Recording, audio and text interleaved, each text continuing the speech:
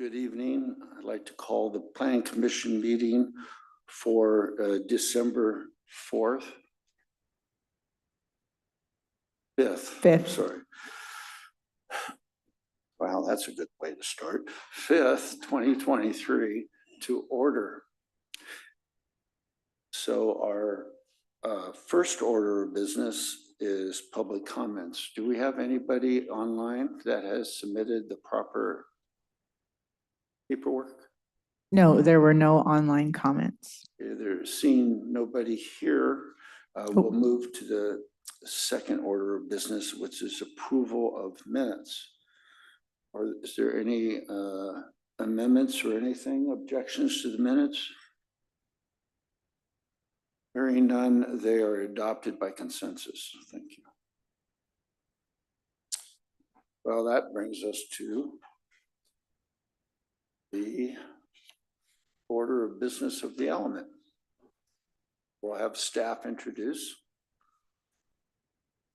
the element.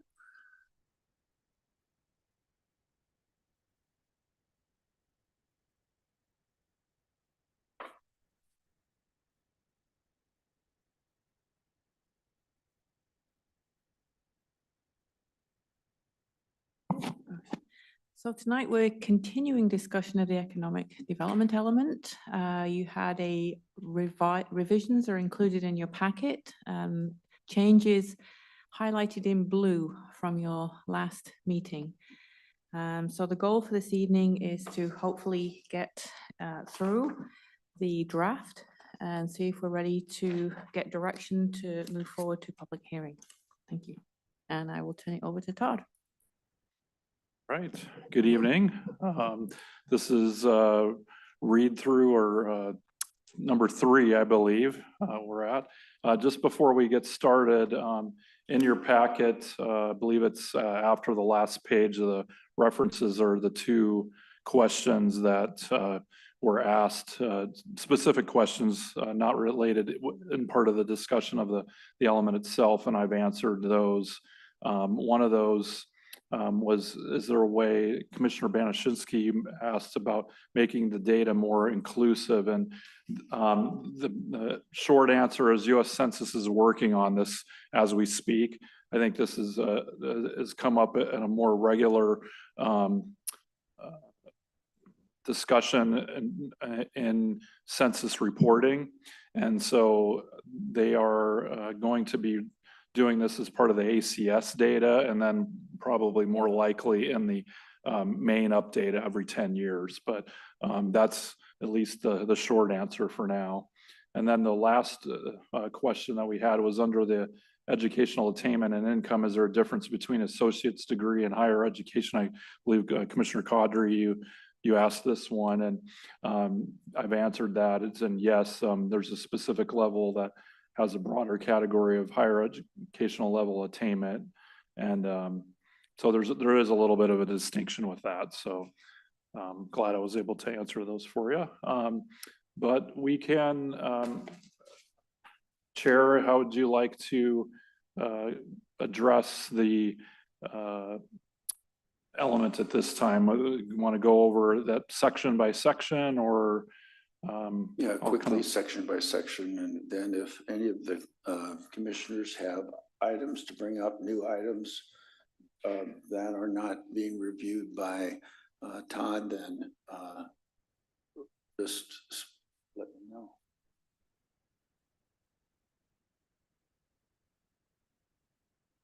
And Shannon, if you could put the element on the screen, if that helps you to kind of scroll through. I don't know if we have anybody in attendance, but it doesn't sound like it, but we'll have it up on the screen anyway.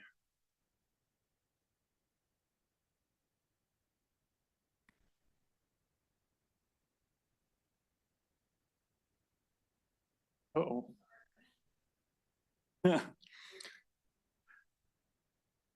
In any case, so we can get started. In just the first section, Growth Management Act, or actually right after the purpose, there's a number of what we changed the discussion to bulleted, so it's a little bit easier to read.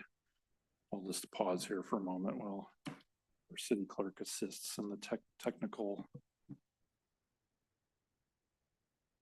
I don't know all this stuff yet.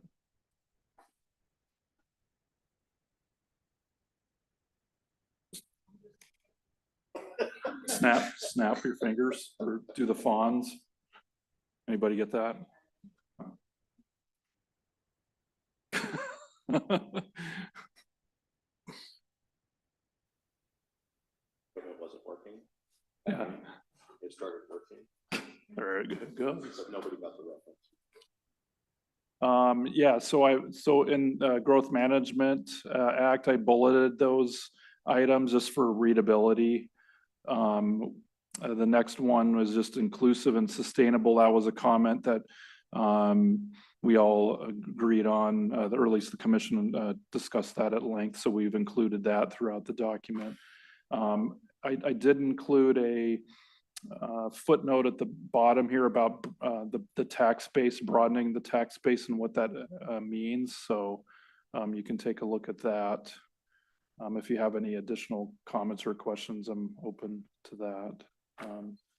Comments on that first couple sections? Seeing none, we'll move on.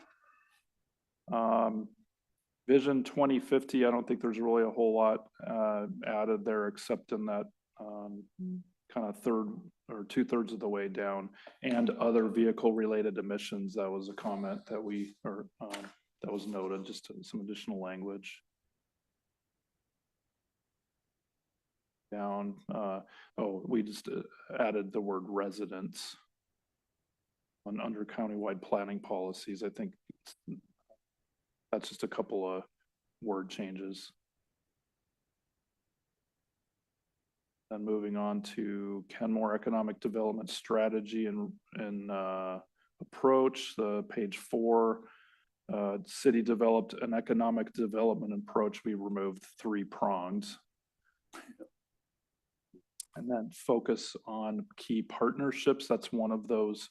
We just eliminated, as we discussed, we didn't want to call out all individual businesses. We've just kind of made it a little bit more broad. Could have just said Derek's. Could do that too.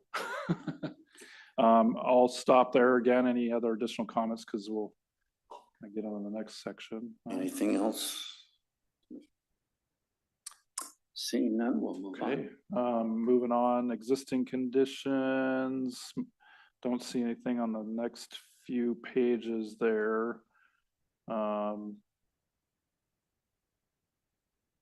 Yes, Commissioner Lutzis, I got your bracket there on table ED6. I remember that. That was one little minor missing punctuation. Okay, so it looks like page 11. And that paragraph just below table ED9, we've got there are over 3.5 times as many residents working outside. This was a comment. I got a few edits from Commissioner Vanderland about just clarifying this a little bit on what we meant by residents who live and work in Kenmore. So I just clarified a little bit about, residents, instead of leaving the city, it's working outside the city. And then in the example, i.e. education services instead of high-tech financial, I just further clarified what that meant. And then below the figure, just removed a couple of items that the commission discussed. At the top of page 12, this was just further clarification, about data. This was another comment that Commissioner Vanderland asked, just to kind of really clarify all of these. There's a lot of data in this, and so we did our best to kind of really talk about what these are in a narrative format. But basically, in the blue section is some new way to address that. Nothing in the tables were changed. A little bit of additional language at the top of page 13. This gets back to this, the sustainable economic development. So we've added create a balanced, sustained economic development approach that was discussed at length. And then at the bottom of page 14, we've got, this was again, another suggestion by Commissioner Vanderlyn about the jobs to housing ratio. I had it flip-flopped. One was jobs to housing, another one was housing to jobs. So I just made that clarify a little bit better. So saying that Kenmore is, more of a bedroom community, it's 1 to 2 jobs housing ratio. So we're still working on trying to increase our number of jobs, but still several people, most of our residents are looking for jobs outside the city or community outside the city to work. I'll stop there real quick. Any additional comments before we get too far along? Commissioner Benesinski. This is just a copy edit on page 11. I think that services needs to get added back in on line, I don't know, 25 or 26. So it reads, over 25% of the population is employed in professional, scientific, management, and administrative services. Yeah. That's all. Thank Any you. objections?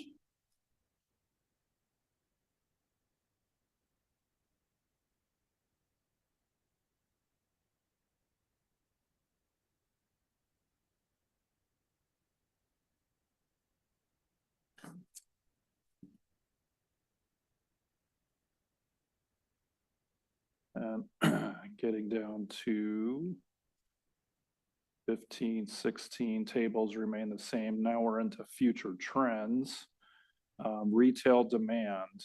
Taxable retail sales have remained steady, instead grown steadily in Kenmore.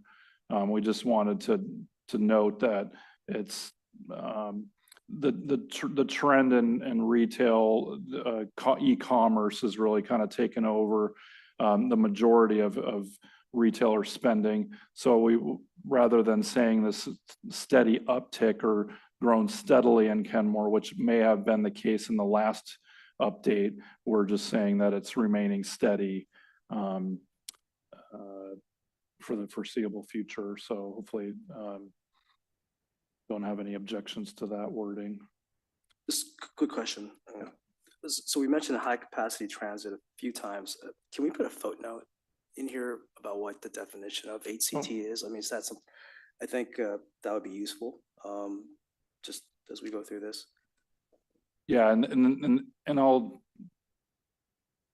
yeah, in this one, I'll speak specifically what this means in the context of the regional growth strategy, but I'll kind of clarify what high capacity transit is, then also talk about, how it relates to the growth strategy as Puget Sound. So it's kind of a twofold. Thank you. So you're going to put on a couple sentences in that one. I'll do a would you prefer, does it make more sense, a footnote rather than? I'm used to looking at footnotes Yeah. for the past 20 years, but That's yeah, what footnotes. that's what I did prefer footnotes, earlier in the document. Yeah. I just added Oh, a footnote. so this would not be new formatting if you used a footnote. No, Yeah. that would be easy. It's easier. I can just put a little. I think footnote would make Yeah, sense. let's do a footnote. No objections? None. Okay.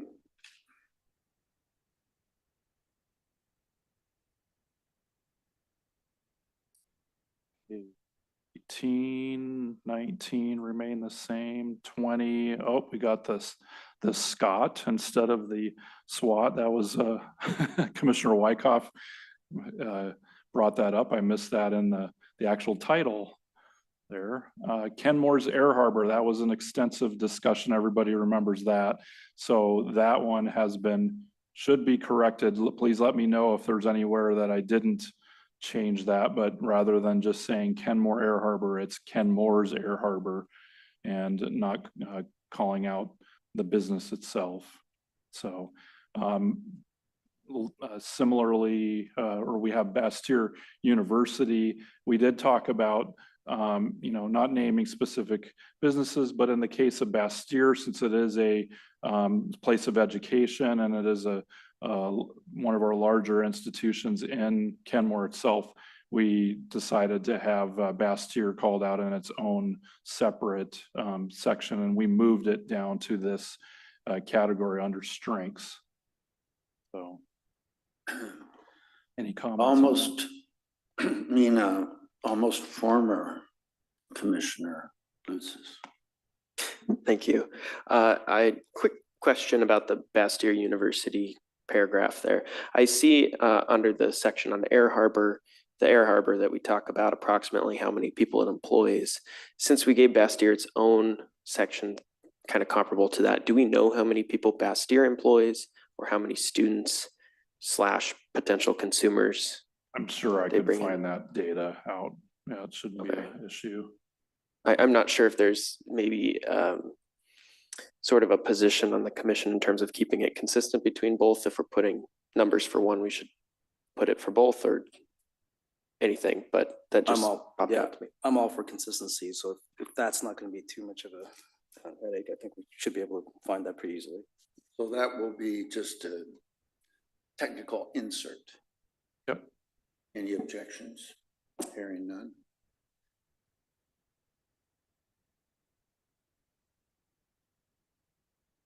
Oh, Commissioner Banazinski. This is just another copy editing note on page 20, line 14. Weakness can be replaced with challenges in the body of the text to be consistent with a good change in the rest. Catch. Thank you.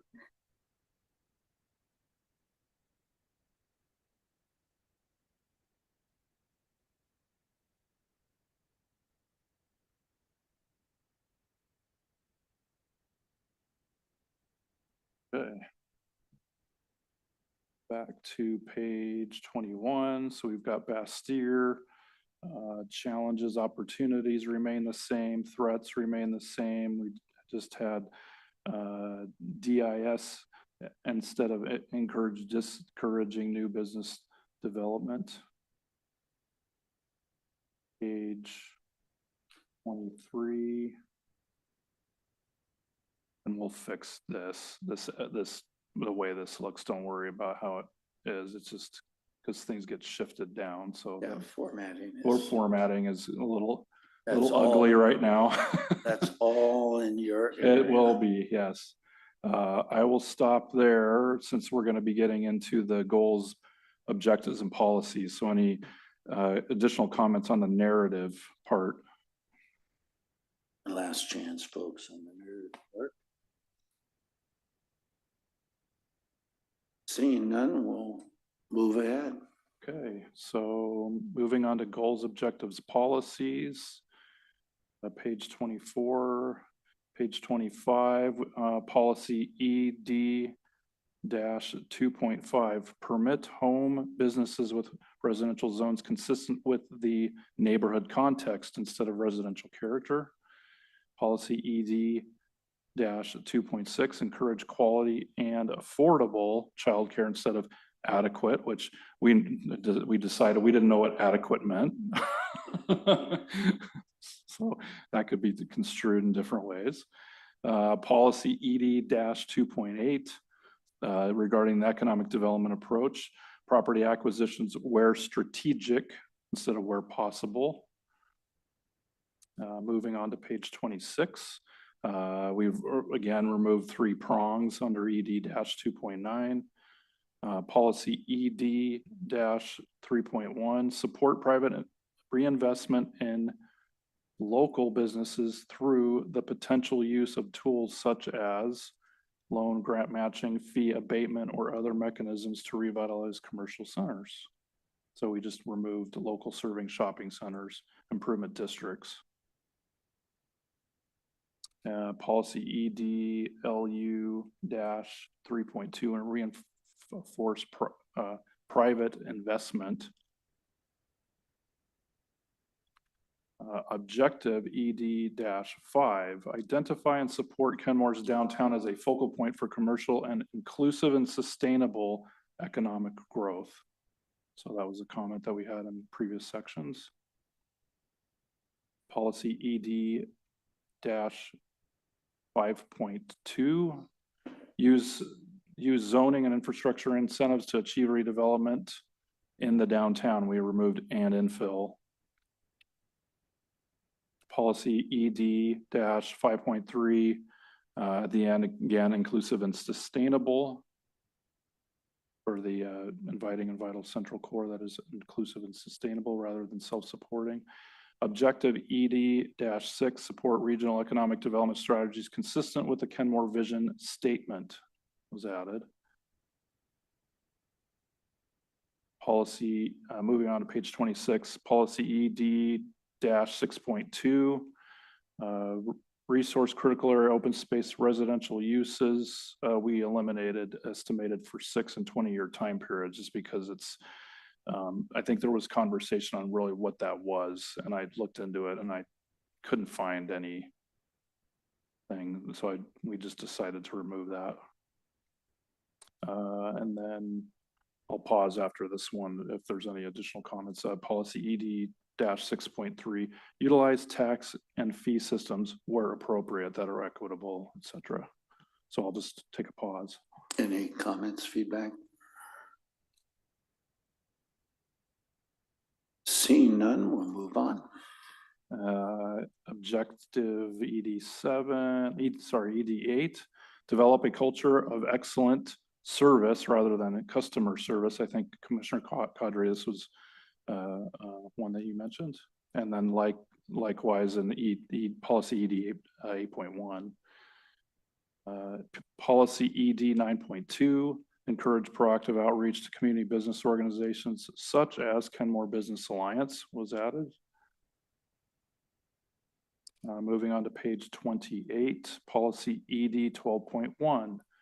Promote Kenmore as a regional tourism destination with regional businesses and attractions. I believe this was Commissioner Lutzis.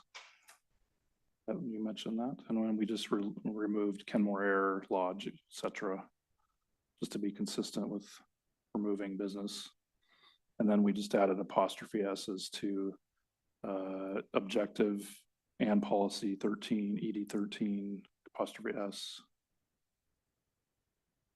We'll move on to implementation strategies, just a couple of edits here. In the second to last bullet, monitor and analyze commercial space availability and development trends to ensure that zoning and development regulations are appropriate for Kenmore. And we just eliminated a couple of sentences in there. And then lastly, continue to assess business development needs to ensure economic growth, particularly local business development. And then down towards the bottom of that page, we've got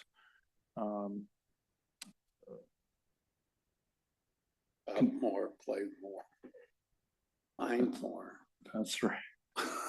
Continue to promote and expand business supporting slogans. So we just made it a little bit more general rather than calling it out the former or any current ones, and just say business supporting slogans and branding materials. And we removed a couple other old references there and eliminated Bastyr University from leveraging and partnering in the area's educational institution, just to make that all encompassing. I think this was one that Commissioner Cadre, you might have mentioned that one, or one of the commissioners. And I think that is it. Is there any further additions or corrections that staff would like to make, or are you satisfied with the draft as is? Yeah, other than the ones that have been mentioned this evening, I'll be open for any additional ones here. But Yeah. you all are good on it. Yes. And then I have a question before I bring it back to the commission. When we take it to the public hearing, is it going to be a marked up edition or clean edition? It will be, we can provide both. Generally, you provide a marked up version. We can also provide a clean version. Okay, and so the marked up will all be yellow. There won't be blue and yellow. Right. Correct. So if you recall the last Yeah, group that we did, we had an edited version with all yellow, so it won't have blue, yellow. It'll just be, these are the changes that have been recommended by Planning Commission. right. I just wanted to, so everyone's clear on this. Okay, so are there any further?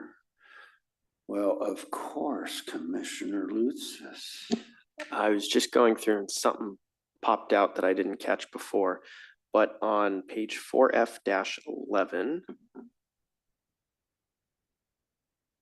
it's kind of towards the top, sorry.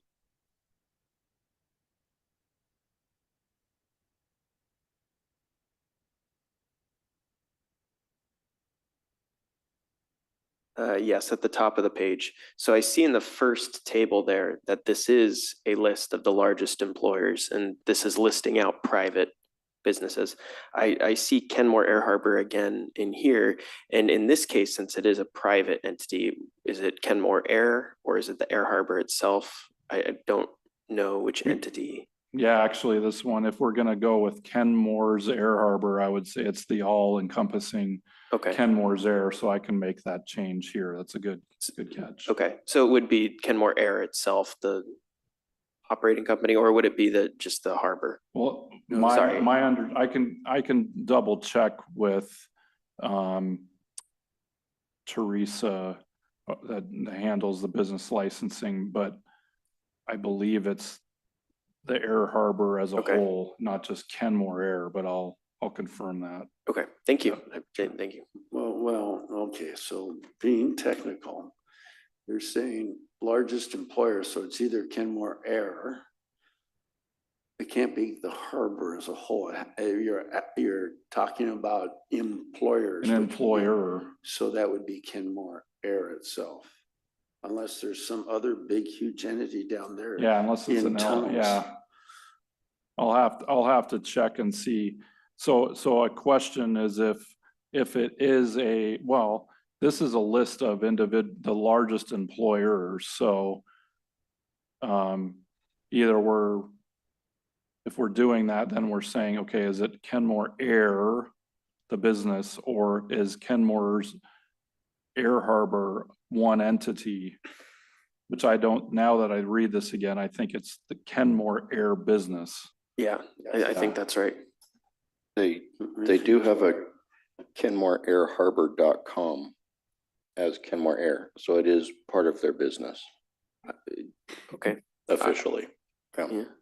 Well, I'm sure you have access to the business licensing and what it might be technically. I'm not sure it could be either. And But would the commission agree that in this particular case, since we're talking about top employers, and if it is Kenmore Air, that there's nothing wrong with just saying Kenmore Air Correct. here, because we're not Yes. saying it in the Yeah. context of Whatever the business license says. yes, exactly. yeah, We can live with that. that's just what Okay. I was getting at there. If we're Yeah. listing them to be technical. Clear, in the other instance, I would be comfortable in saying that the commission includes that area, the land use area, as Kenmore Air Harbor, and that's what when we talk about that whole The whole area, area. they're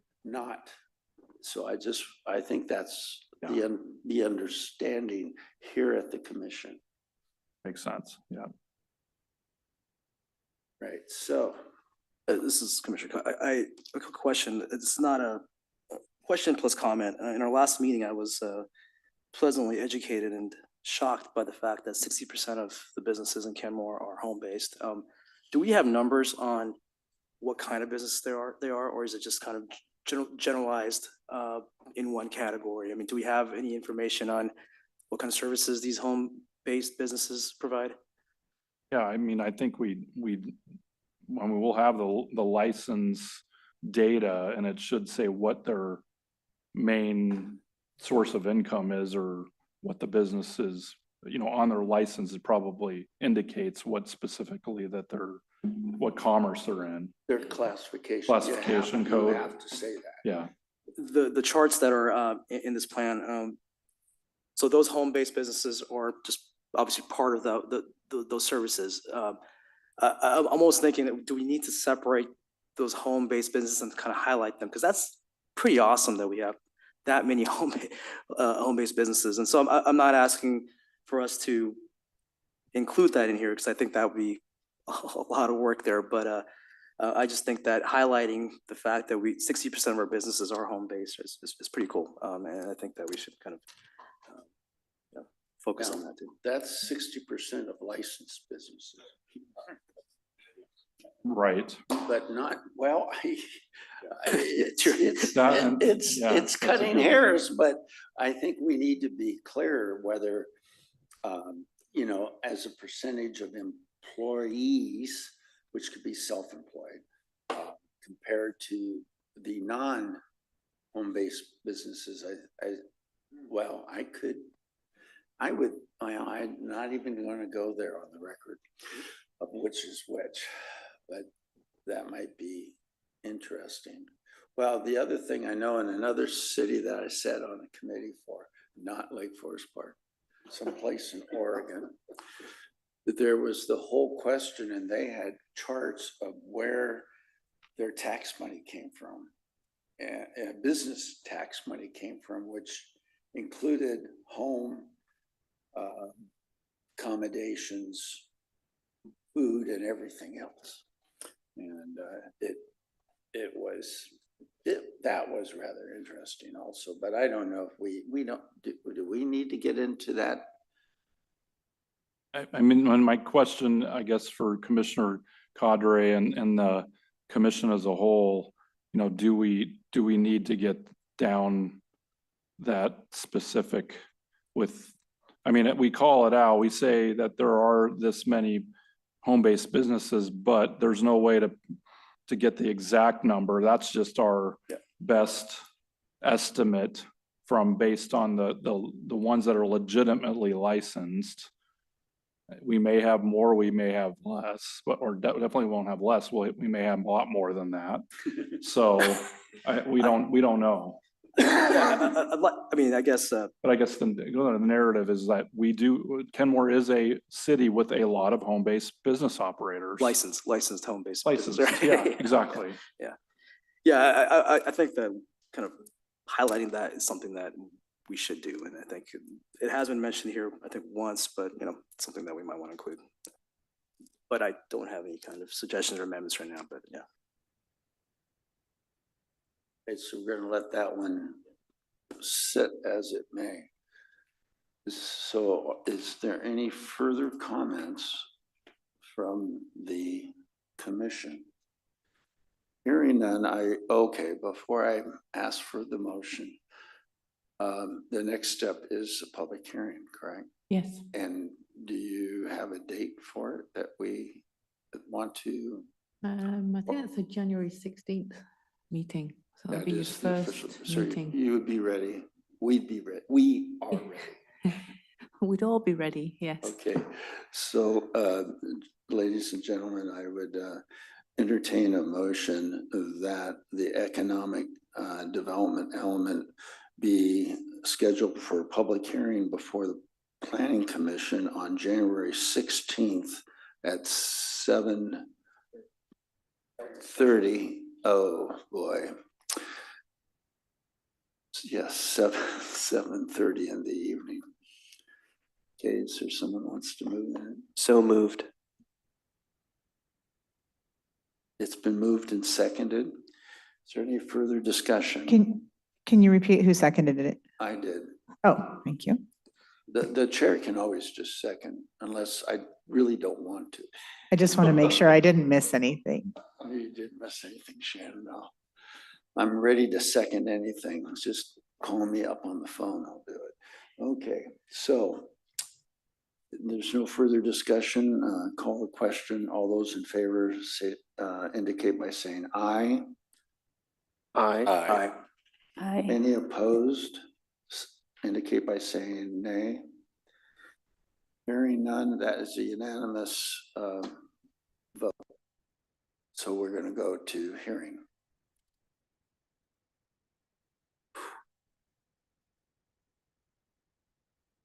Oh, yeah, if you want me to. Okay. That's efficient. Thank you, Mr. Lutzis.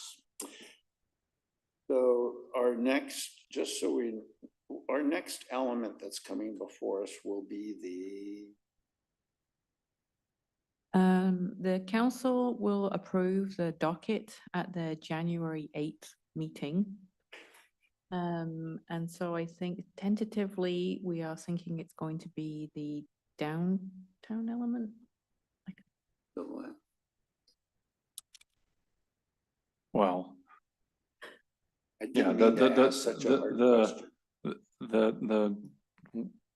once the docket is approved, we'll have a better idea as to kind of what the next element will be. But there's a couple of things in play right now. Can I mention the? Yeah, so Yeah. I'm not trying to We be are your difficult. planning It's just that commission. we have all the other elements to adopt next year that you haven't done so far. So the ones that haven't been adopted would be the downtown element, the design element, the natural environment element, the surface water element, and update of the capital facilities element. And the housing. And we might have to change the housing element and land use element to be consistent with the state law that was passed last year regarding middle housing. There may also be some implementing regulations related to missing or middle housing that might come forward in addition to cottage housing. So that's a lot. And the reason that we're trying to kind of juggle things around here is that's obviously a lot to kind of fit on a planning commission schedule where you're meeting twice a month. And so we're either going to, it depends on, the reason that we're kind of not sure what goes first here is, I'll go ahead and tell them so about I'll the fill in the UI. blanks. Currently, so some of the planning commissioners may know that Debbie and former planner Lori got a couple of grants from Department of Commerce to help out with the overall periodic update, which is what the commissioner's working on now. Then since I've been here, we've also applied for and successfully were awarded additional funds for middle housing. And so with those two bucket of funds, we're able to help staff time and potentially also get some consulting firms on. You saw the first iteration of middle housing come this past summer, right before I joined the city. And so that was kind of phase one. Phase That's two. why Lori left, That's why, yes. She's like, I had enough. But no, in any case, so with that, I'm currently working with Department of Commerce to slightly amend some of the initial scope of work that we had planned. And that's because as Debbie said, we've got all these different elements that are in play, but depending on what their answer is on what we can use the funds for, it'll dictate on kind of what happens. The other exciting news that is out there is that Debbie and I spoke with a week from yesterday, so last Monday, to ULI. This is the Urban Land Institute, and they have a program called Technical Assistance Panels. And what they do is they have a collection of, it's basically ULI members that on their own time and volunteers, they get together and for a fee from the contractor or from us, basically the city, they will provide expertise in a 1 to 2 day panel series. So they'll meet with city staff. That'll be myself, Debbie, city manager Carl Lindsay, Stephanie Lukash, several of us, plus key stakeholders. And we're going to focus this on the downtown planning because, as you know, a lot of the initial downtown plan that was adopted in 2003 has all been implemented. So what you see out there now has been completed. And so we wanted to see how we can move along the next phase of downtown planning. And so I had the idea to go out to seek ULI's expertise. And the reason is I was involved in this when I was at the city of Linwood. So the Sound Transit Light Rail, the city center, all that stuff that you see there, the ULI team was a part of that, not the only, but one of those pieces. And we were successful in having them be a part of that. They give us a tremendous amount of feedback and tools that we can then use to inform us about downtown plans. And so I said, well, that would be incredibly useful for here in Kenmore because we're just at an opportune time to do that. So I reached out to them. Debbie and I pitched the idea to them. They seemed super excited. And so next to Monday, staff is going to start developing the questions that we want answered, kind of the scope of work, and then we'll give that to them. That panel will be happening in the beginning of March. So once that panel meets, works with us, interviews key stakeholders with that are involved in the downtown, property owners, business owners and whatnot, then their ultimate deliverable will be to give us these recommendations that we should look for in developing our next iteration of downtown plans. We're not gonna, and I know some of you might be thinking, does this include Lake Point? The answer is no, that's not our objective. However, because Lake Point is a long-term vision, it's something that the city has talked about for many, many years. So it will be mentioned as a periphery thing, but as a potential connection to downtown, but it's not going to be the sole focus of it. So we're just looking at, maybe 2, 3, 4 block radius, mainly looking at the 181st Street corridor where our, Kenmore Plaza is and Village that's already started, but how do we keep developing that? So back to the schedule.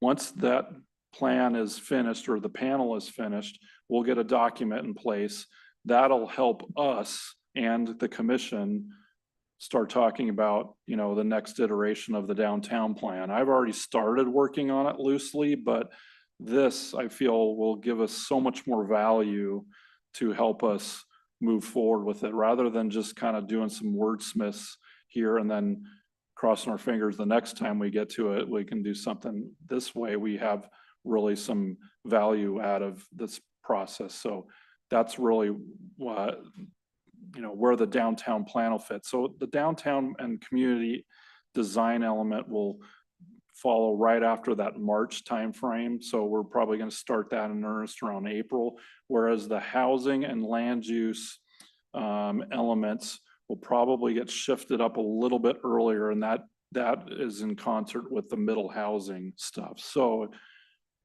I'll say one last thing and then I'll shut up. I know it's a lot. There's a lot of regulations that have to be updated with regards to the middle housing. So that's the recommendation plans and all that we got from the last consultants. We're going to use that information, plus depending on what Commerce says, and cross our fingers, they say, okay, with our scope of work, that we can use some of those dollars, grant funding, to help get some additional consulting firm to help us carry that stuff out. Because as you heard, we've got a tremendous amount of stuff we got to do in basically 12 months time. So fingers crossed, we'll get through it, but it's a lot to do. So that's my spiel. Well, thank you for explaining that. Yeah. That helps, I think, the commission a lot. And thanks you guys for being here. So we didn't have to repeat it twice. So that's great. All right. Quick question.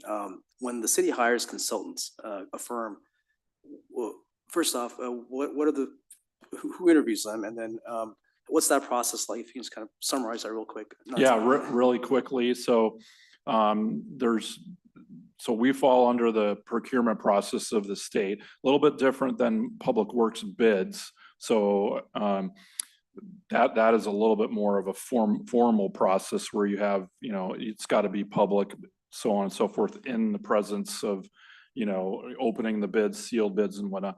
Planning isn't the same level of scrutiny on that. However, there's a dollar threshold that if we go over a certain amount, then we have to do what's called a request for proposals. There's the easier version, which is RFQs, request for qualifications.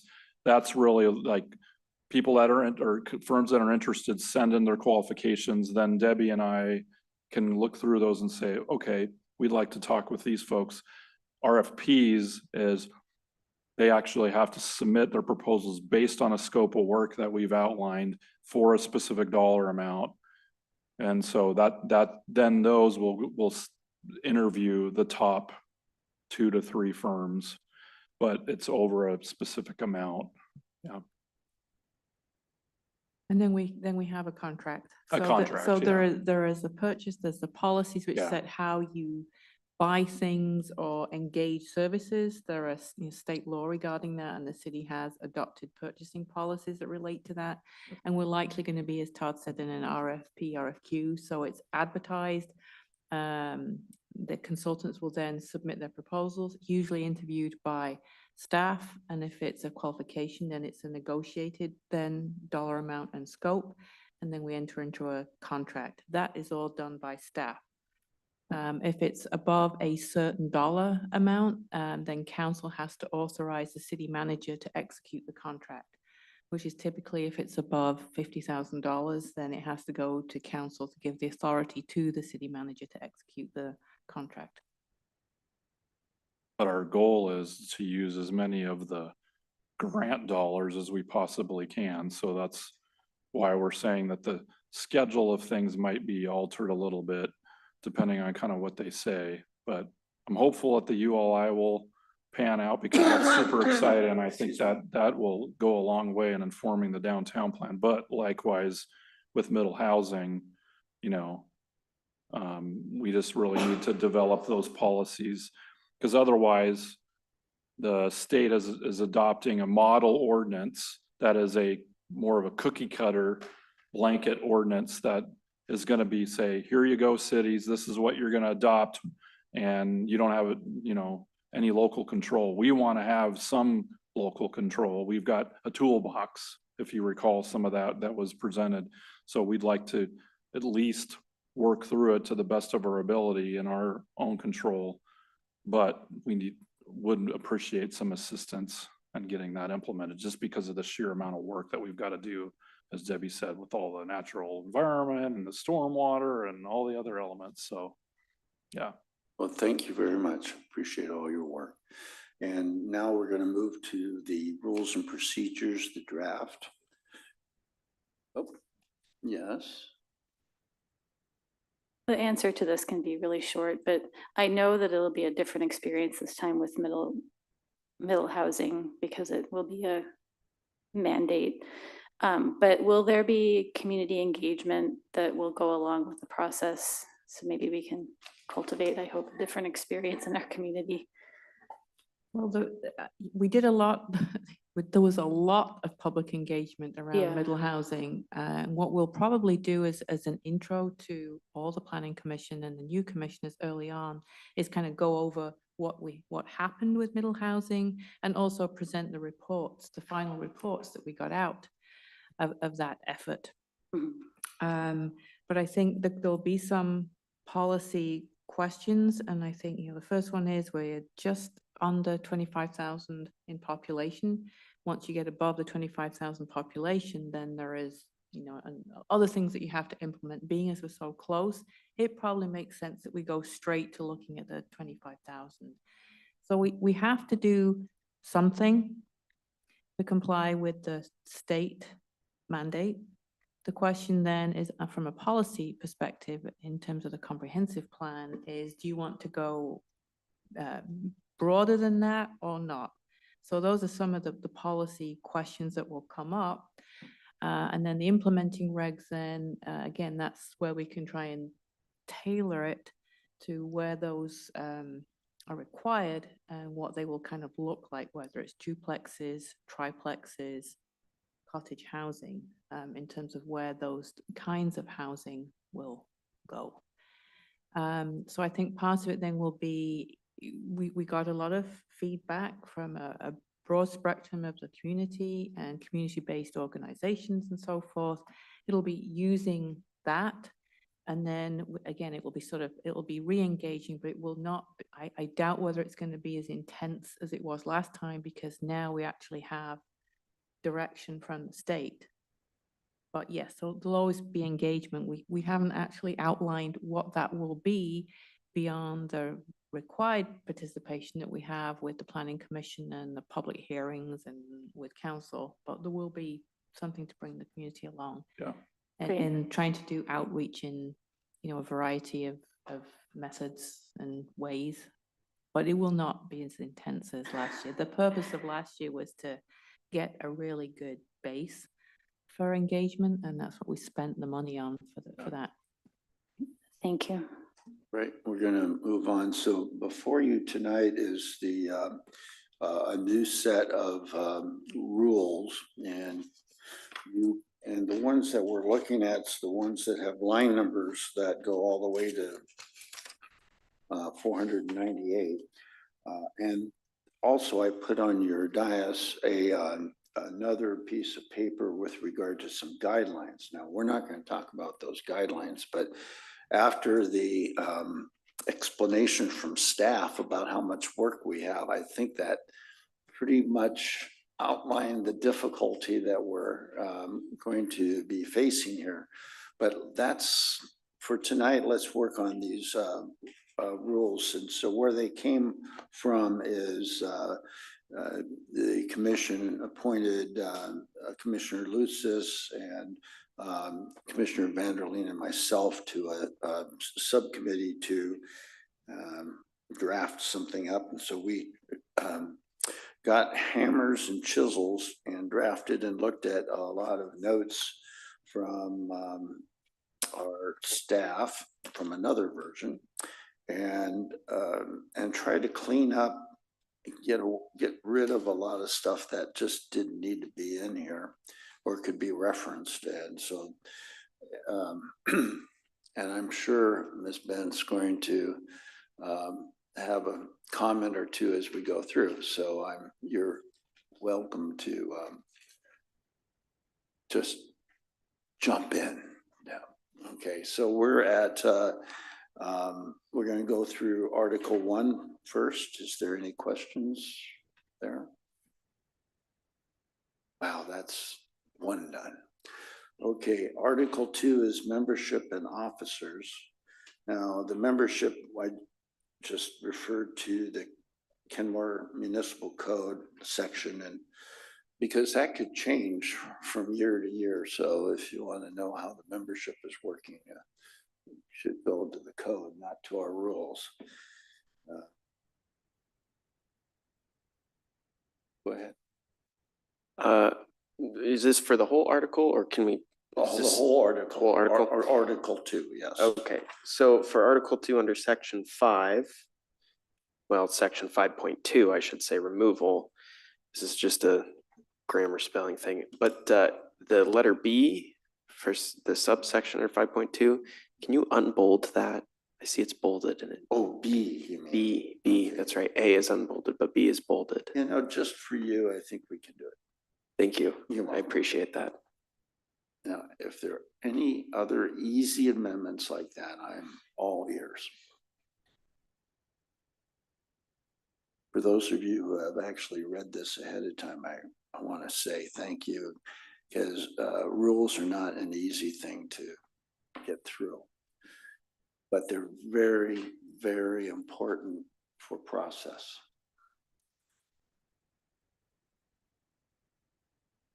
Especially we have a very serious legal process, not necessarily quasi-judicial, but adoption of a comprehensive plan is elements can often go to, what do they call it? When they go to the hearing board, it's appealed, or it's I forget the term. You mean to the growth management board? Yes. When ordinances are If appealed. somebody doesn't like it, they can appeal it to them, is that it? That's the first level of appeal after council adopts. And Yes. they look at the whole record, correct? They look at the whole record. There's also the ability to appeal to court as well. Mhm. Okay, so if there's no further comments on Article 2, we're moving right along. Okay, Article 3, and this is the meetings. Now, I did have a question, and I think you answered it in the minutes. But my question that I had asked you just at the end of the meeting last time was if there are only 5 members appointed, you know, not 7, but there's only 5, we have 2 vacancies, complete vacancies. In order to pass an element to the council, do we need 3 or 4 votes? Chair, it's always 4. 4 is the quorum, as per our deputy clerk. Okay, it's always 4. Well, that's what it is on the city council, is the same thing. And I 4. just wanted to make sure that the constitutional majority applies to this body too. Because like these committees and that, it doesn't really matter, but okay, so now I just would like to explain that to y'all. That's why it's important that you're here. Because we need to do anything official, we need 4 votes. And we need to come together like we did on this other piece, you know, as we go through the steps. And so I'll make sure that's cleaned up and very clear that that needs 4 votes. Now, I did put in here for amendments, it would be the majority of who's here. Okay, but not for final passage. That makes sense to everyone? Is that okay with everyone? And just for the record, a supermajority is 5. All right, I'll be quiet. Any other comments on Article 3? Yeah, so section 9, I struggle with the entire section. The section makes it pretty clear that remote attendance is not preferred. One of the things that COVID, I think, brought to our life is a different way of conducting business. You know, in my profession, the majority of court hearings are happening on Zoom in King County. With this, we're seeing less warrants and more access to justice. And I think accessibility is the key word here. There are people who may not have access to a vehicle, who can't come to a planning commission meeting. And so I think those people, I think we need to consider those people as well, for them to have access to be able to participate in their civic, call it duty, responsibility, or desire, for people who don't have access to come to City Hall and engage in these good discussions. So I think stating a preference that, you know, in-person participation is, you know, preferred. I struggle with that aspect of section 9. So I guess we can discuss this, or but I think, you know, we do need to give access to everyone who wants to participate in this process. As a commission. In the commission. As a commission. Correct, yeah. Well, one of the questions is what is the current law with regard to the state exempting? Remember when COVID started, there was a rule that meetings needed to be in person, and it would be by exception that members would be, or something like that. I just remember there was an emergency. Does that make, I thought I had heard that. Gosh, I mean, I think there was something where you could have all virtual meetings, and then the rules changed where you could, if you're having hybrid meetings, that you had to provide when the rules changed, there was something where you had to have an on-site presence. It couldn't all be virtual. I was hoping Michelle would remember, but maybe not. You can remember? No. So, but we're not under those rules anymore. So we're not under the COVID emergency rules. So I think there has to, but I don't know if the OPMA dictates that you have to have an on-site presence. Now, whether that means it can be some commissioners have to be on-site and the rest can be virtual. That, I don't know those rules in detail. Is that, but that's what you're asking me, correct? Is could you, do you have to have an on-site presence? No, well, I guess what Saad is suggesting is that if a person wanted to and be a commissioner, they would never have to show up here.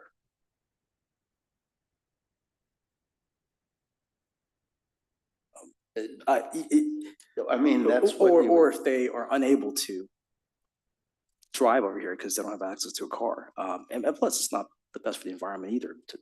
We discussed, the environment, but I guess what I'm saying is that people that don't have access to transportation and that want to participate, they're able to participate by Zoom. And I think that should be available for any member of the Planning Commission, whether now or in the future. Because that is an issue, and I think more and more people will be engaged when that is a possibility. And I know there's a preference here, and I respect it, and I somewhat understand it. But I do think that having a preference in Section 9 is something that I struggle with. But I do think that people should have more access to engaging with the planning commission, being part of the planning commission, and being able to do it via virtually as opposed to being here in person. So I think on this one, there are two things. One, I think we'd have to check if there are any laws under OPMA or anything else. City attorney.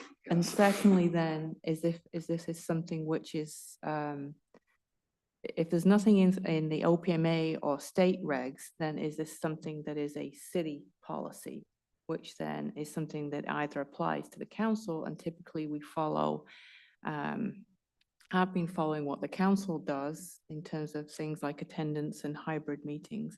I would think that would fall under the same requirements. So we can also then look at the state regulations and then also look at the planning commission rules and see how they address it. And I think if it's consistent, that would make sense to me, but I can't give you a concrete answer tonight. Understood, thank you. Would you be okay along those lines, and we could amend it later? I'm perfectly okay with that, yes, thank you. Okay. Yeah. And in the meantime, we'll refer to our glorious city attorney for a opinion. And I would see it as if we were to, if the city didn't, quote, have a policy, I think that we owe it, because we're a state commission, required commission under the city, that we should inquire to the city council as to how they see the way in which they would prefer us to do business. But we're not there yet. But that's just my view, but we can move on and then work on this as we go. And we've highlighted it, if that's okay with you. That's okay, thank you, with me. Okay, we're still on same article. Yes. So are we giving city staff the latitude to make any little minor spelling or grammar things if we catch those, or should we address them publicly right now? Well, we can work that out. Yeah. Okay, so I can save all my grammar and spelling things that I missed. That you missed. I'm there. Yes, there were three So you things I can fix missed. them. So, That's right. That's right. If there's no objection, Nathan, almost former Commissioner Nathan is allowed to make administrative clerical corrections on this. I'm just notating them, and I talked to city staff. Or you can just go ahead and change them and then send them to the staff. That's That's possible. fine. Nothing significant. I'm looking at 2 commas. It's One. fine. Okay. All It's right. fine. we've got to get out of the weeds, folks. That's where that other memo is coming. All right. Yes. But this isn't strictly about Article 3. This would apply throughout, but the first time I noticed it was in Article 3. I am wondering, in the spirit of inclusivity and specifically gender inclusivity, if the commission would be okay with replacing instances of his or her with their and he or she with they, so Yes, that that's fine. everybody could be reflected here in this document. Okay, Thank you.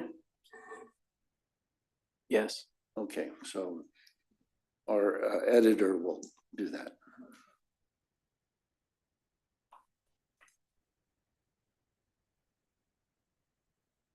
If he has any question, may he contact you.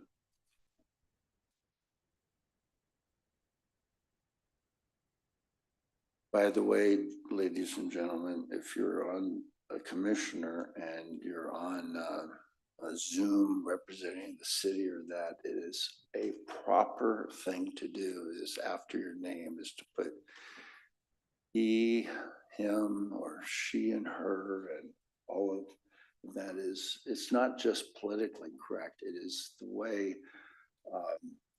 government is working these days. So I recommend if you're on a Zoom with another, or even here, it's a good thing to keep in mind, but it's not in the rules. All right. Anything else on this Article 3?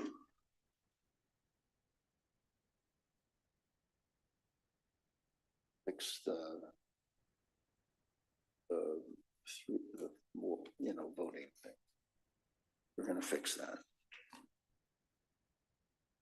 Okay, that means we're gone through the public hearings and order of business. Now, we put in a consent calendar for, normally we don't have any issues with meeting minutes, and there might be something else that we've discussed prior that the staff want us just to give the nod, and without, we don't need to discuss it. So I'd like the option to have that there so we can just, so the intent of that, if you see meeting minutes there, then what I would ask if I was the chair is there any objection to the consent calendar? That would be it. All the items under the consent calendar, Debbie's bonus, Todd's bonus, all of that would be, or your extra day off maybe. Okay, so anything else?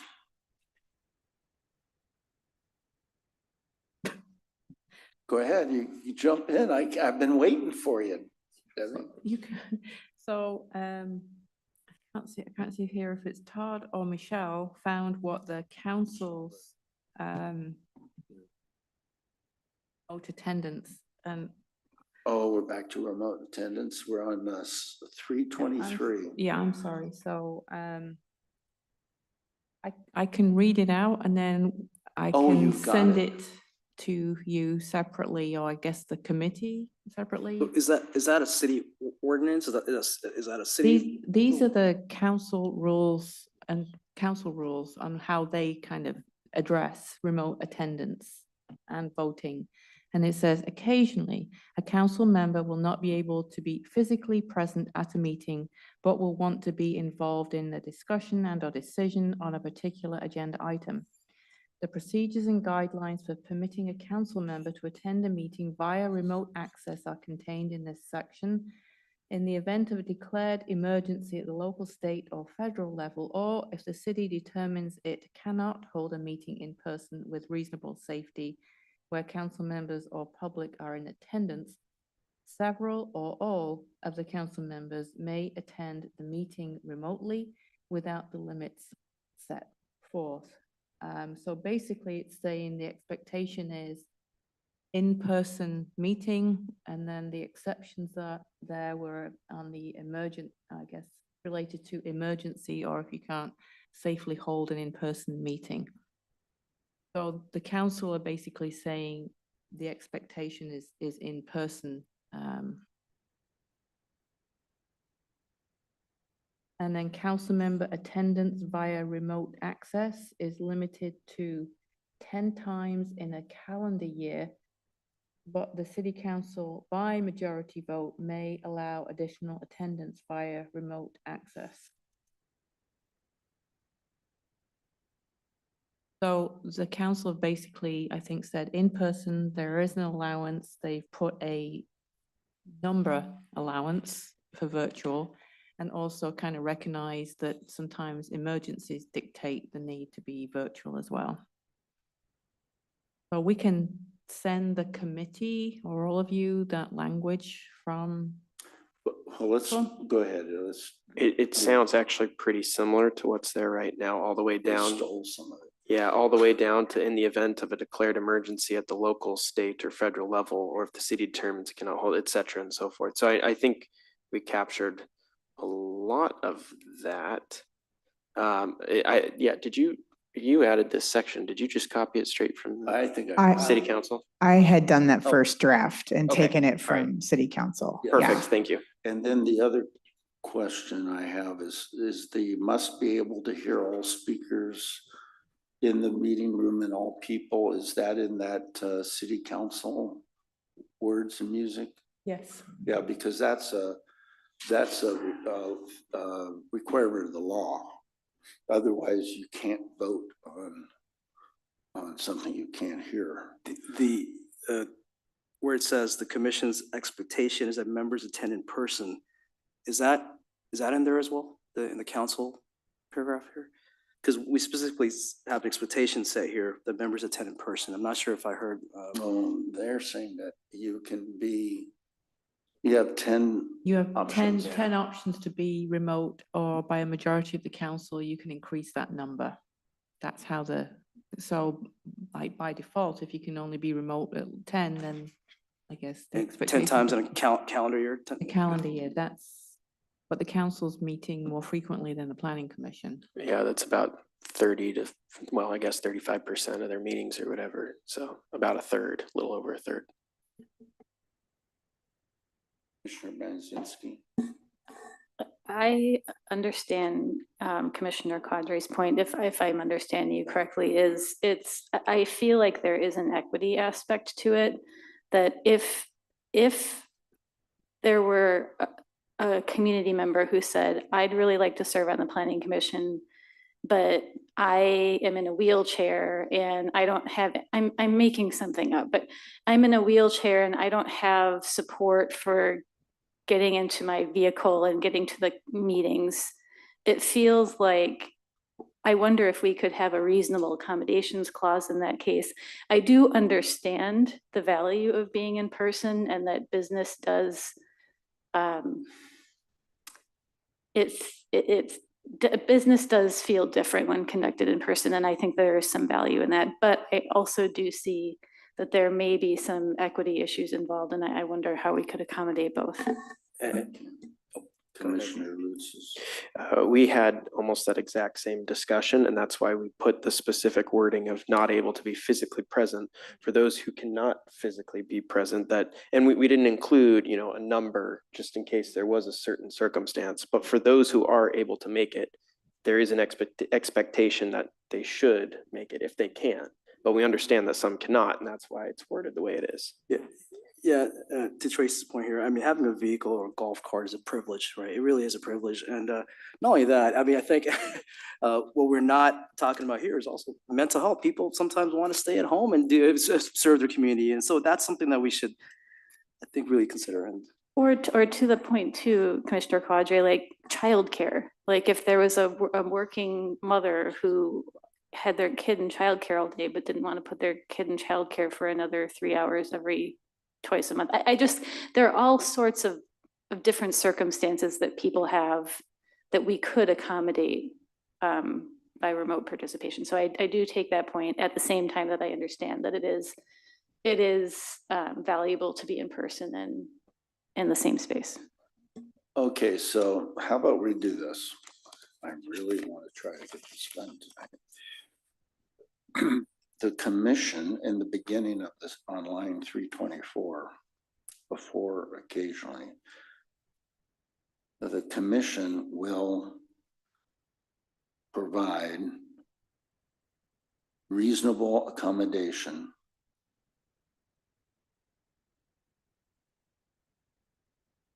for a commissioner. I mean, strike occasionally, for a commissioner who may not be able to be physically present at a meeting, but will want, let's just put a period at a meeting, and then strike but will be involved in discussion of particular agenda item. Let's not even go there, because that doesn't address the accommodation issue. So the first sentence would read, the commission will provide reasonable accommodation for a commissioner who may not be able to be physically present at a meeting.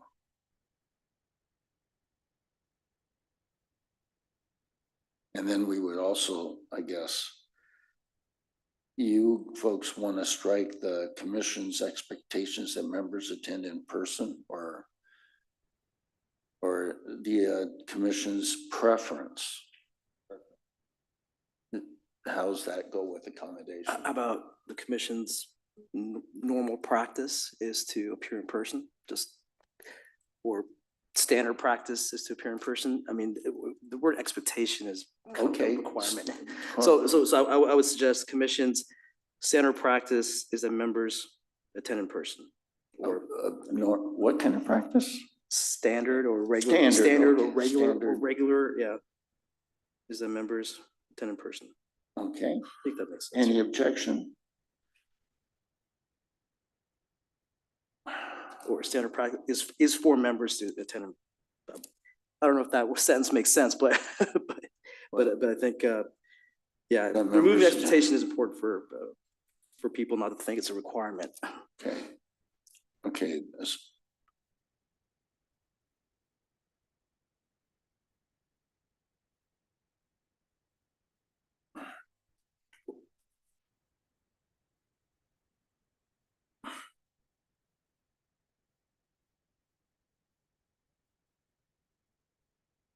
Grace has got her hand up. I can't.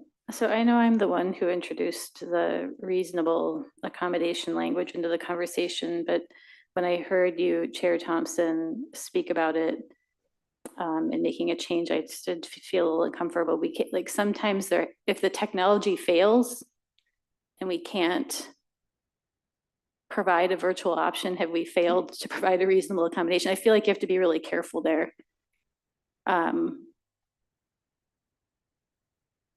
Yeah. Well, it's just like what we have now with the public access via virtual. We've stated that the city's intent is to provide a virtual YouTube or whatever tube it is, way for the public to watch. But it says in that if for technical reasons that doesn't work, we're sorry, and that's it. And unfortunately, that's a risk for both sides. The commissioner that's not here, as well as the commissioners that are here. You know, I just don't know. I think that the way we rewrote it, I think is very reasonable, and it takes out the preference and the other issues that you were concerned about. Now, if we always amend these, we'll come up with it.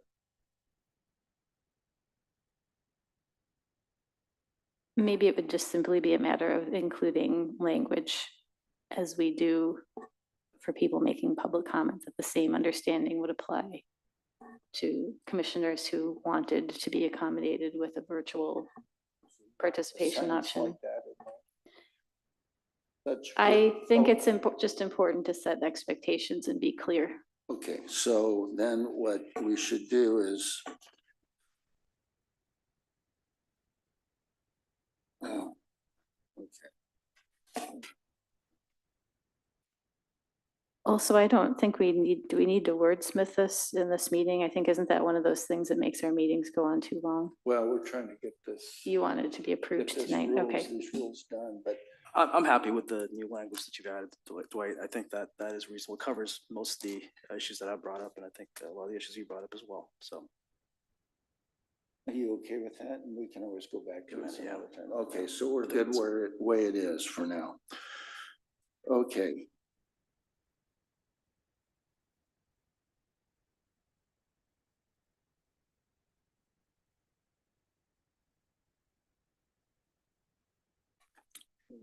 So is there any further comments on that section?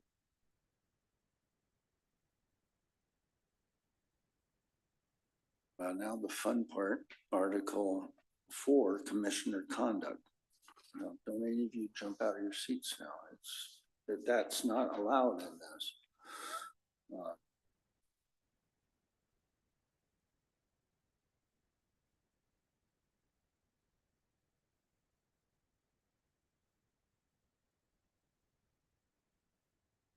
The section 4 here does not preclude reasonable accommodation, by the way, so just so you know, I just reread it.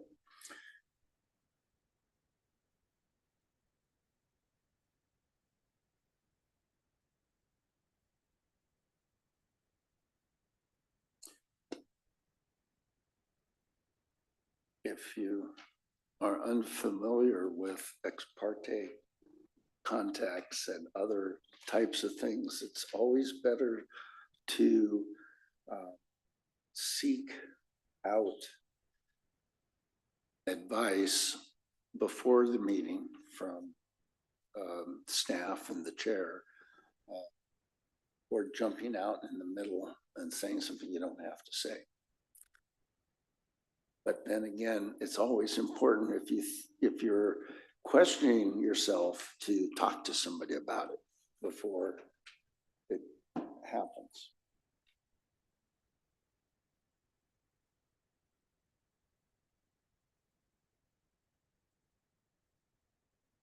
Okay, any other? We're just cruising here. Nothing on 4, and then there's 5.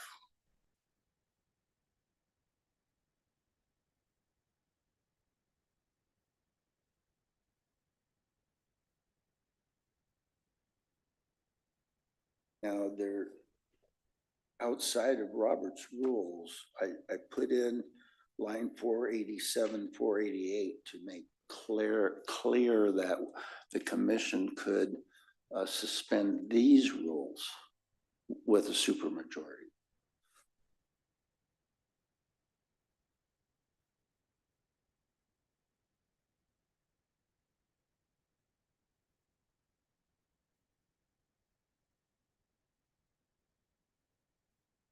Well, hearing no comments then, so is there any further discussion on the rules and procedures?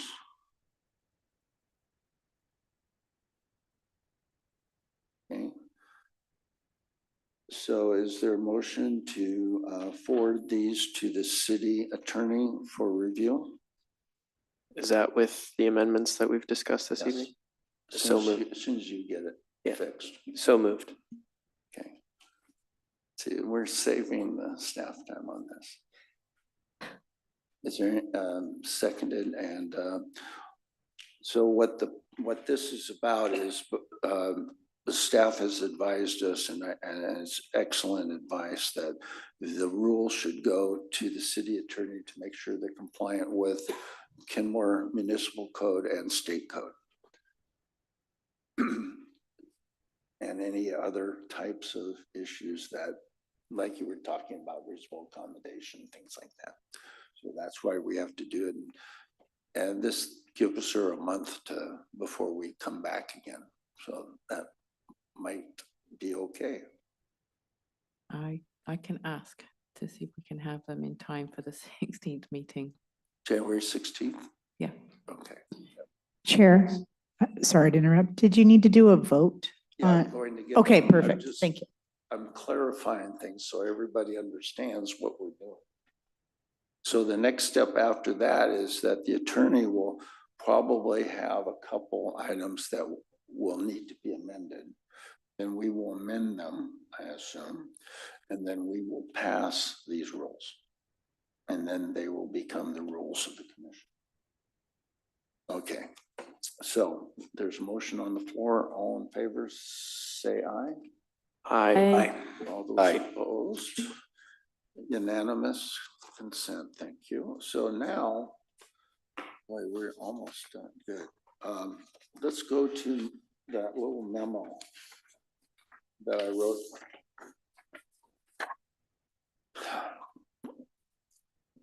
The reason I wrote this out is because it will restrict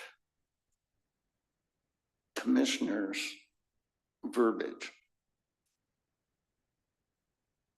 And one of the key ways to restrict verbiage is once a point has been made, you can't make the same point a second time. You can say, I agree with somebody. That's perfectly fine. Or a quick sentence with it, but we've got to move faster.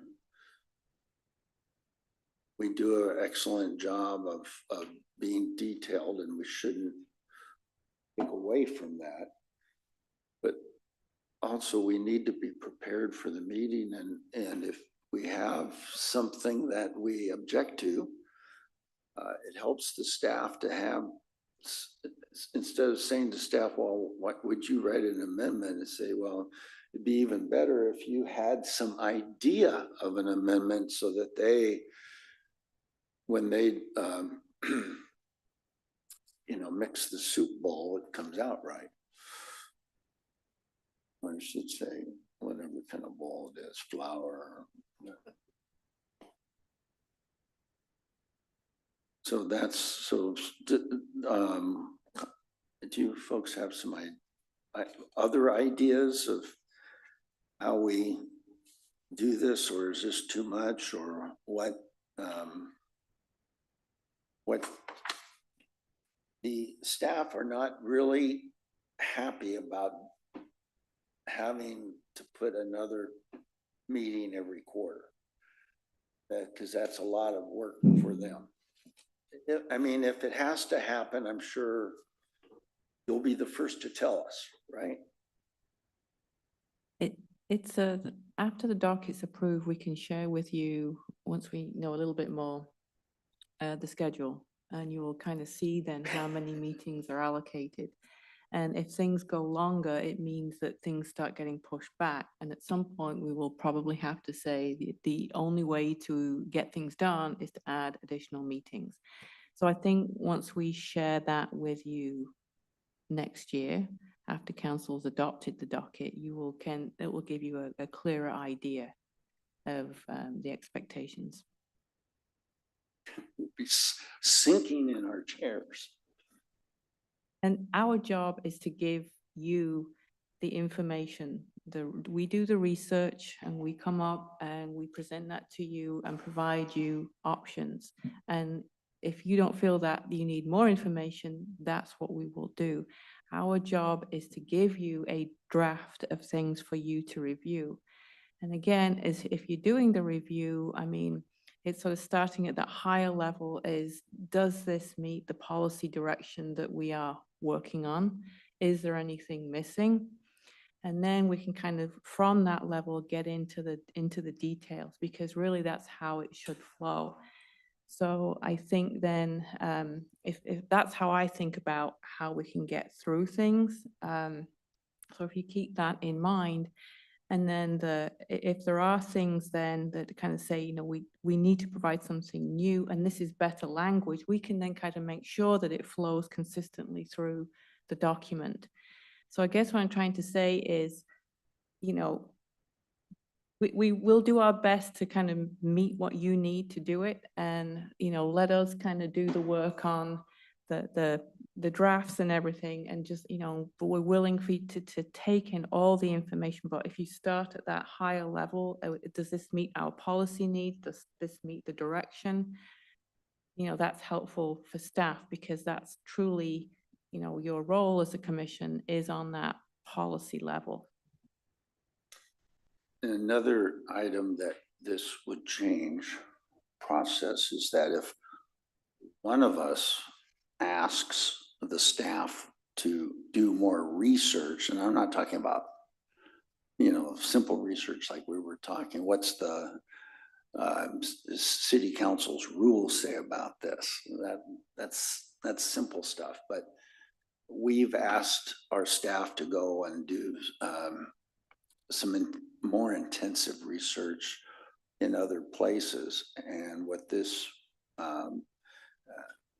guideline would do is you can ask that, and then we would need 3 others to come, or a majority. If there's 5 here, it'd be 3 out of 5 to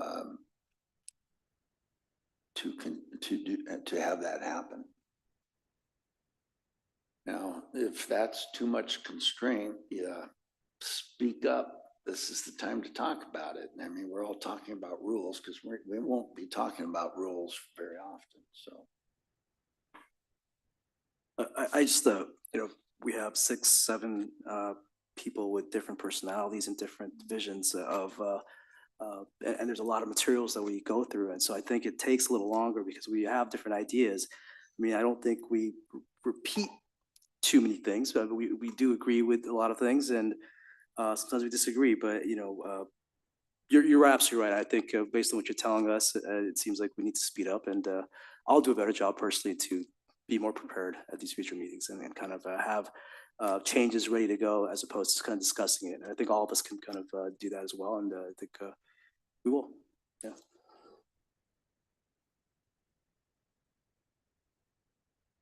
do we allow our guest here to speak? Please, yeah. Okay, go ahead. Let's ask a question. Okay, I just want to make sure that I'm understanding this correctly. So when it says we would only be allowed to make a point once, I'm assuming that would be along the lines of a proposed amendment on a line, or is this more along the higher level, trying to provide policy direction, saying, hey, I think we need to include a section that isn't here, or remove a section, or amendments in that? It would be a specific item that we're discussing. Okay, perfect. Because rarely do we get into the what do you call it? The introduction. That's pretty broad. But a lot of people, like we had the discussion about reasonable accommodation tonight. So what an example, once that's been stated and you agree, is you like someone did do that, yeah, I agree with the reasonable accommodation inclusion. Okay, that makes sense. That would be an example. And I should have come up with a better language before I even said that. So next time I will have my own amendment language. Well, So it would go faster at that point, right? Things also then come up in a meeting. Somebody may have an idea and it may stimulate something else. And I don't think, Chair, your intent is to cut off anything like that, because sometimes, you know, you sitting in a meeting and an idea comes to you, or somebody's thought triggers a thought. So it's not to stifle any ideas or any thoughts that come up at a meeting. And again, I think we'll do our job as well, because it is a lot of information that you have to go through, and I understand that is a big ask every 2 weeks, to have a big packet of information to review, to think about questions, to think about changes. I recognize that is a huge ask for the commission to do. And meet every 2 weeks and keep up that pace. That's why they pay us the big bucks. That's why you get paid the big bucks, yeah. Well, Debbie and Todd, you never sit there the whole meeting and say, oh, I got a new idea. No, We know you know everything. No, I don't know everything, I'm but like I see say, a our smile on job my is, yeah, I face. know, our job is to trying to give you the right amount of information, but like, yeah, ideas come up and you guys do a fantastic job in the meetings of reviewing that information. And I know it feels like a lot to go through. And I know it feels like a lot of new information when it's on a topic that is new to you all. So I guess what I'm saying is we will do our best to get through it, but I also want to make sure that the commission has enough time for their deliberations to make sure that the recommendation that they're providing to the council that you feel comfortable with. So I don't want you to feel rushed in the sense that you can't do your job and get a great product and recommendation. That's not the case. But I would then say if we are looking like we're getting behind, we really will have to have a serious conversation of maybe having to meet longer or adding in a couple of extra meetings. I think that answered the question I had, and it also, reading through this, I think that was kind of what item C, 3C was trying to get at. That basically you might have multiple amendments on the same item. Yes. And that makes sense. I think that's kind of what I was trying to make sure would still happen, because exactly as you said, things pop up when you're discussing them. I have that exact thing, and that's what I was kind of concerned about. Other than that, I think it makes a lot of sense to come ready with amendments. And then other than that, just discuss those items. So that way it's not checking things like that. Commissioner Lutzis. Is this document part of an attachment in the, No.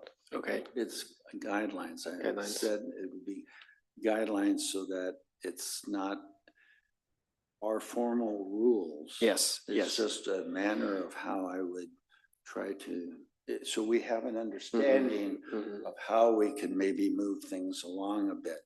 And also according to Robert rules, any member can make a motion at any time. So you're not, the chair cannot prohibit someone from making a motion unless it's out of order, which this is not talking about that. My question was because I know that we're now referencing parts of this 3B, 3C, and just for the public to follow along in terms of what are we talking about? Is there a document that we're looking at in terms of disclosure publicly? Should we attach this retroactively or for the next meeting or something like that? How about you all take this and let's talk about any detail amendments to that, or if you can email me some ideas on the city email, I'd be more than happy to wordsmith. I'll wordsmith this if you wordsmith the other thing. I'm sorry. I'm happy to make grammatical and minor edits to the Planning Commission rules and procedures to continue that. Yeah, these are just guidelines to move the meeting ahead. The commission rules supersede anything else. As long as you can, because I think you took notes on Commissioner Godry's amendment. If you could send me what he wrote, or if he wanted to send me about the accommodation. I we were wrote it taking down. note. Yes. So if you wouldn't mind sending me that so I can. I think I can do that. Okay. All right. Thank you. Okay, so would it be agreed that we can discuss my memo at the January 16th meeting? And if y'all all have any suggestions, you'll email them to me on the city email, please. Well, you'll be gone. Yes, that's right. That's okay. I will no longer be with you all. Sorry. We don't even have to have a funeral, isn't it? Okay. That concludes our business tonight. Anything for the good of the order?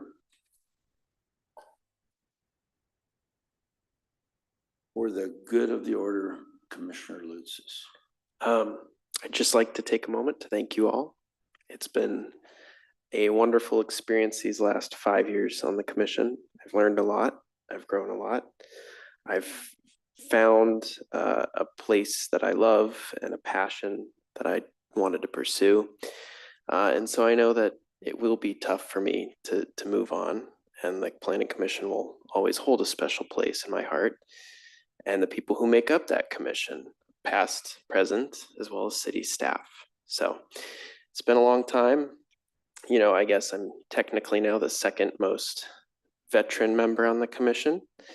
So I know you guys will continue to work hard and achieve great things. And I look forward to continue that relationship and that work with all of you over the coming years. So thank you all.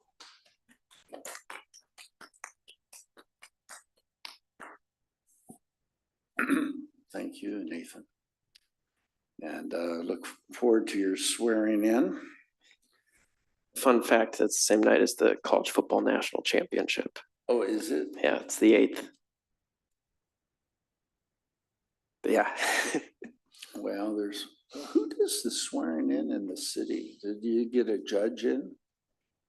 Oh, she knows the The answer. deputy clerk answer that. A council member elect can choose anyone to swear them in at the honorary ceremony on January 8th. Anyone that's allowed to do it. It has to be an official. It is an honorary swearing in. The official one will be done prior to January 8th. So the January 8th one can be done by anybody. We've had previous parents, judges, friends, other So who actually colleagues. does this one? An entire planning commission. So who actually does the real swearing in? The city clerk. City clerk. That would be Anastasia. Well, yeah. All right. So, with no other business, the meeting's adjourned at 8:40. Merry Christmas and Happy New Year, folks. Dwight, do you want to present Nathan with his plaque? In the front, yeah, give him his plaque. It's very official. That's the big one.